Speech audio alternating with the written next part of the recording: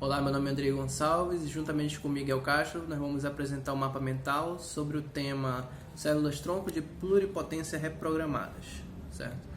Antes de qualquer coisa, nós precisamos definir o que são células-tronco.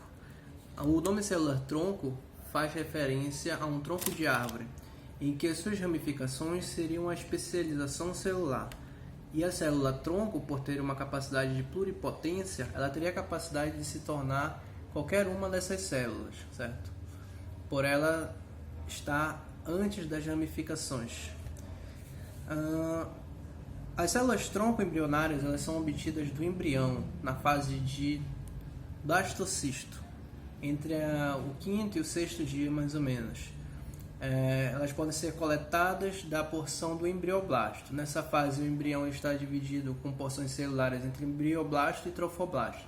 O embrioblasto ele vai gerar as porções do indivíduo, certo? Então, a célula tronco embrionária ela vai ter a capacidade de se tornar qualquer célula deste indivíduo. E aí, onde que surgem as células-tronco de pluripotência induzida, ou iPS-cells? Essas células surgem em 2006 no trabalho de Takahashi e Yamanaka, onde eles conseguiram desdiferenciar, ou seja, reprogramar células somáticas de ratos para elas voltarem para um estado de pluripotência, certo? Semelhantes à apresentada por células-tronco embrionárias.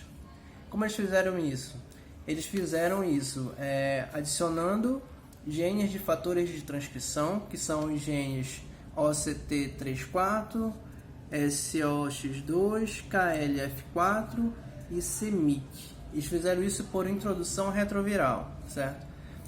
Nesse momento, as células passaram a serem desdiferenciadas, reprogramadas para um estado em que ela pudesse assumir, a partir daí, a capacidade de se tornar qualquer célula do indivíduo adulto. Essas células elas podem ser obtidas de vários tipos de linhagens de células somáticas.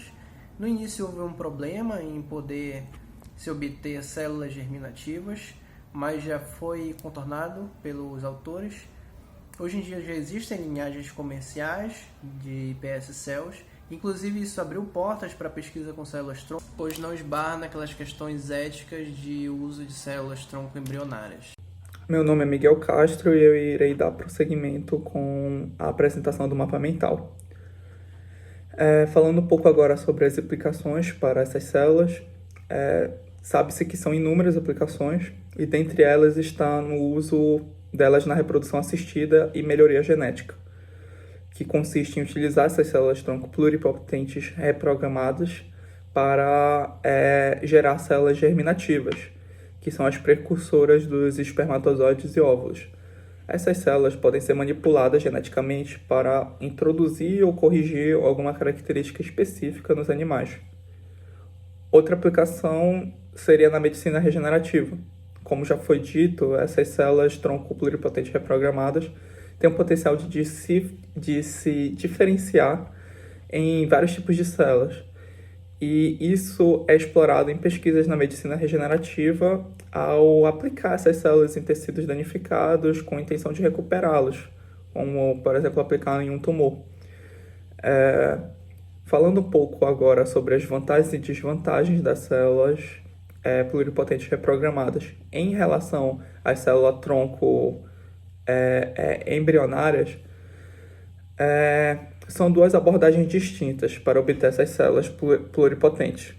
Mas a principal vantagem das pluripotentes reprogramadas é a vantagem ética, visto que elas podem ser obtidas a partir de células adultas sem a necessidade de destruir os embriões.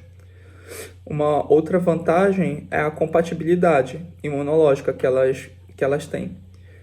Como elas podem ser obtidas de células adultas, nós podemos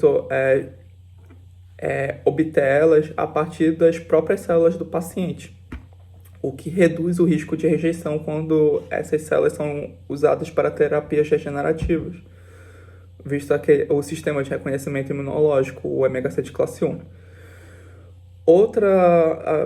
Falando agora um pouco sobre desvantagens, uma desvantagem pertinente também é a segurança, visto que há relatos de mutações genéticas durante o processo de reprogramação dessas células, e o que levanta preocupações sobre a estabilidade genômica. Além disso, as células tronco embrionárias apresentam um grande potencial de diferenciação. Ou seja, as células tronco embrionárias, quando você precisa aplicar elas em uma medicina regenerativa, que existe um tecido com diferentes tipos de células lá, elas são mais indicadas, visto que elas não precisam, elas vão se adaptando. Em contrapartida, as reprogramadas nem tanto. Portanto, concluindo, o potencial das células tronco pluripotentes reprogramadas é evidente, dadas suas vantagens e novas abordagens inovadoras. No entanto, é muito importante continuar as pesquisas para cobrir as lacunas e permitir uma maior aplicação delas clínica, segura e eficaz.